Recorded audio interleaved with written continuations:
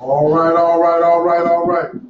We're back live with Real Talk with Herschel here at WKCG 99.1 on your FM dial, live from Dothan, Alabama.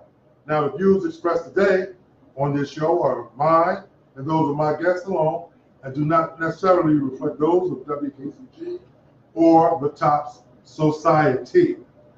Now, we have live in studio today a mother, a reverend, a teacher, and I like to think a friend of mine, Reverend Tracy Horne, and I'll let her introduce herself and tell us a little bit about yourself, Reverend Horne.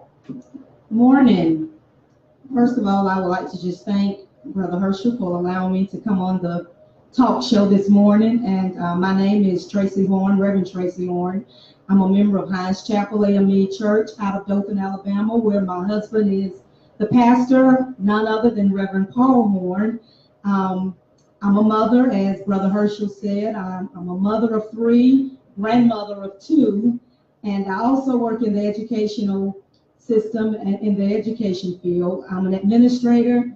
I've been a teacher, and I'm just excited and ecstatic about being on here this morning to talk about our Women Walking with Purpose at Hines Chapel AME Church here in Dothan, Alabama. And we're just excited to be here, and we want to just extend the invitation for you all to come in and fellowship and worship with us from time to time.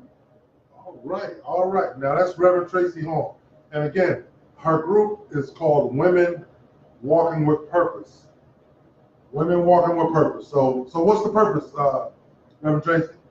The purpose is really to just encourage women that we can come together and worship and fellowship together, and not only worship and fellowship together, but we can also come together and share the Word of God. We can come together in prayer. We can come together and have fun. We can come together and do whatever we need to do because we have been anointed to do that. And a lot of misconceptions about women is that, you know, sometimes women can be messy and women can be petty, but we claim the difference, and we know that we can come together and worship and enjoy each other in the love of God. All right. Okay, so you did mention that you were in Dothan, but I think you misspoke. Aren't you also working out of Eufaula as well? Yes, my home is in Eufaula, Alabama. Where basically I just sleep there most of the time.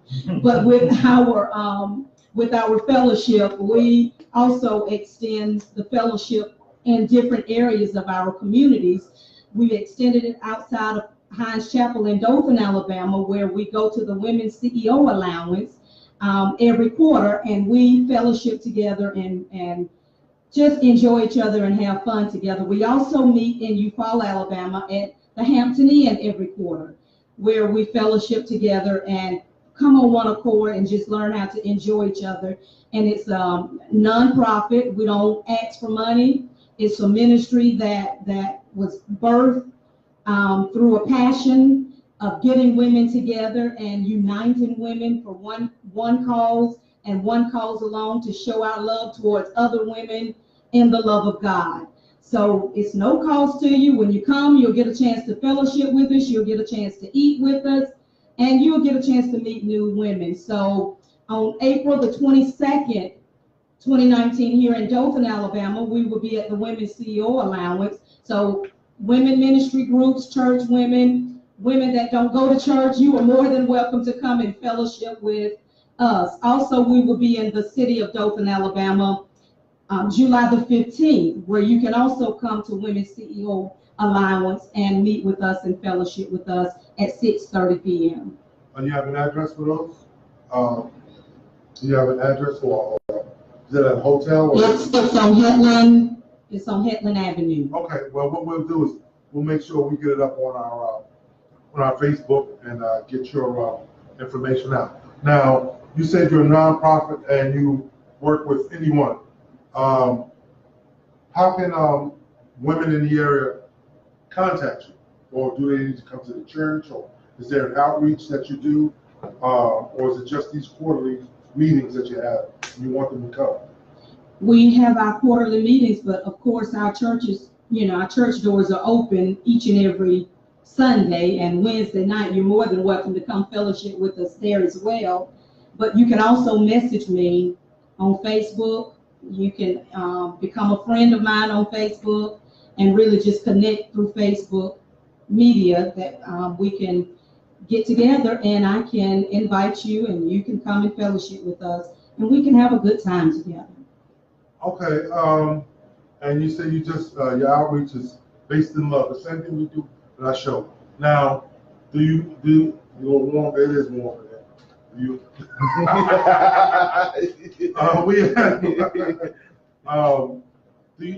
you see that in other segments of society? Or, because I know you're church-based, and we're trying here, what we're doing here is bridging those gaps between civic and social organization, the churches, because again, we have to come back together as a community, and we're trying to make sure that everyone does this in love and realize that if we don't take care of one another, we're doomed. So do you see the same type of love from other segments? Are you well received by non-religious groups? Is what I'm kind of trying to ask. Well, pretty much what I've noticed with our outreach fellowships, it's been mostly Christians, been mostly church groups that have come into fellowship with us. But our fellowship is not about just the saved only, because there are too many out there that are lost. They need the right love, and that's the love of God, the agape love that can be expressed through our fellowship. They need the kind of love that God expresses and that God desires for us to exhibit towards others. So our ministry is it's arms open, hands, you come in, whoever come in, you're welcome. All right, and that's what we want to, like I said, everything we do here, we do in love. Being that it's Women's History Month, we're focusing our show this month on women's issues, women's outreach, successful women. Now that's your group, and you said that you're also a teacher. Tell us a little bit about that, because our children are really hurting in this educational system in Alabama. Well, I taught schools, kindergarten and first grade, for a total of 7 years, and then I became an administrator. I'm an administrator for Herschel County school system, and we're there to help our children grow holistically, that they can become the productive citizens in our society that we need today.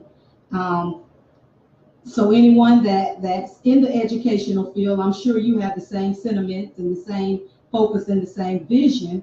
So let's just do what we can do to empower our children to be all that they can be, and to do everything that we know that they have on the inside of them to accomplish within themselves. Yeah, and also we want to encourage our children to go into the teaching profession. We don't have enough black women, especially black men, in our school system. I know you to be a very caring person, and to have someone like you teaching our children is an asset, and you get them early, which is very important. But you lose them to some of these. I've been to some of these schools, and I don't want to put you on the spot, but it's horrible that we don't encourage our children to get into teaching. Let's say you would ask some of our young ladies, how would you encourage them to go into teaching?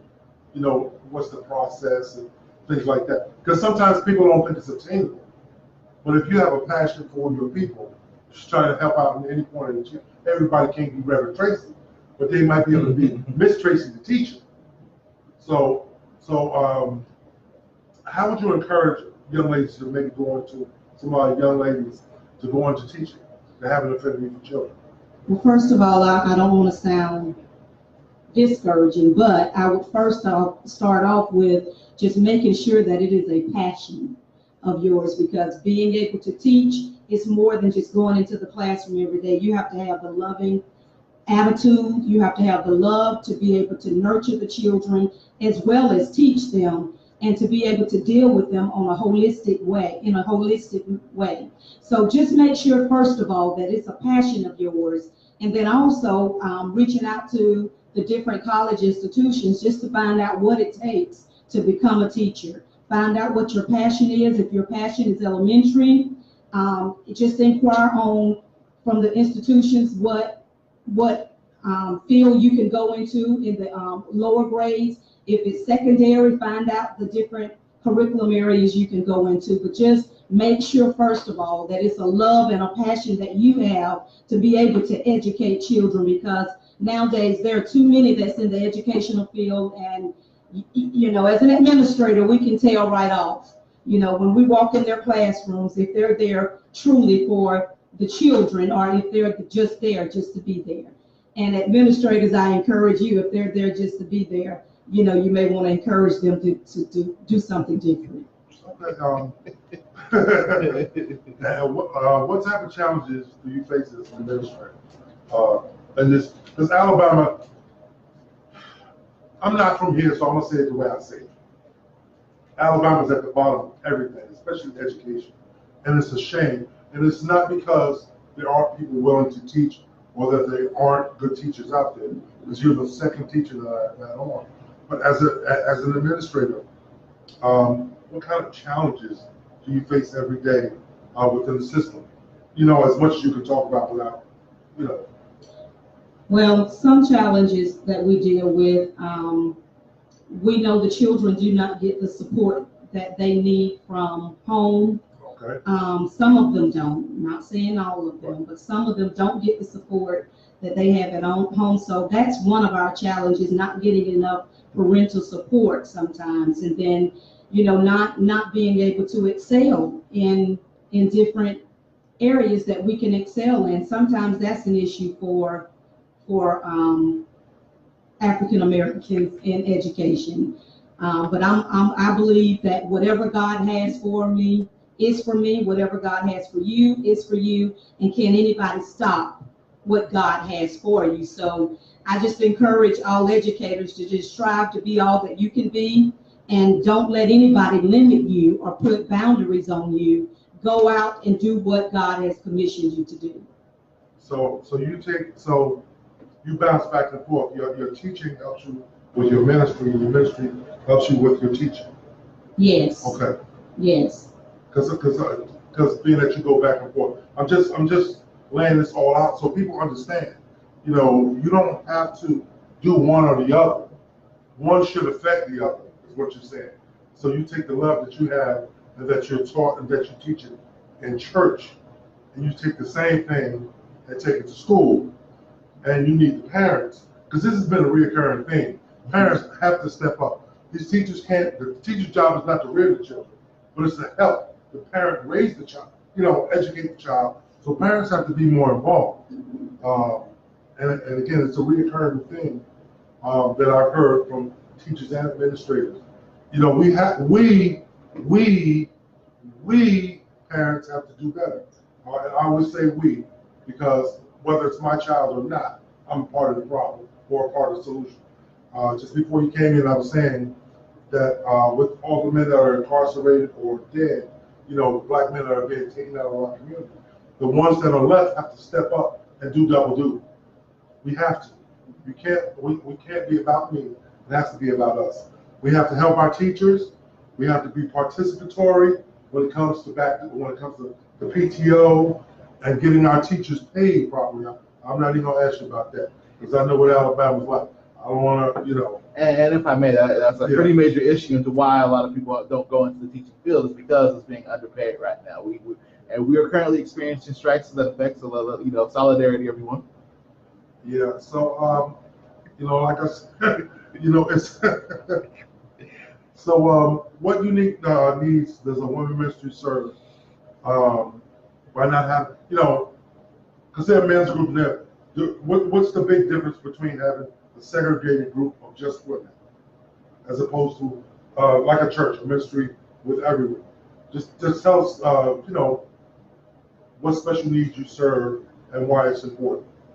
Well, there are certain needs that women have that men don't have, and certain needs that men have that women don't have. So with the Women's Fellowship, we can come together and discuss those things and help encourage each other in those areas that we may be struggling in. that, you know, we can't necessarily talk about in front of everyone. So we're a holistic ministry. So, you know, if we talk about marriage issues, you know, and how to deal with marriage issues, if we talk about our children and how to deal with children issues, there are certain issues that we can go into in a more intimate way when it's just a group of women in fellowship together, and that we can feel like that we're not in this thing all alone, and encourage each other to be the best that we can be at whatever it is that we may be struggling in. And I don't want to put you on the spot, but I'm kind of curious. When you say that there are unique needs that your women's ministry serves, does it serve those unique needs and you know, segregated from the men? Is that because of the men's fault or the issue's fault? Well, it just may be because the man perspective is different from the woman's perspective on that issue. So they can come together and talk to women that have the same collective view, and we can discuss it, and we take everything back to the Word of God. Whatever the Word of God says about it, that's what we believe. So what we try to do is encourage women to be what they can be all that they can be, and to encourage them that there isn't anything too hard for God. There is no obstacle that they can't get through. There is not a marriage that cannot be fixed nor healed. So we just try to make sure we encourage women and get them on the same accord as what the Word of God says about their situations.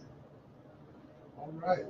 And you're live, listening and watching Real Talk with Herschel and my in-studio guest, Reverend Tracy Horne.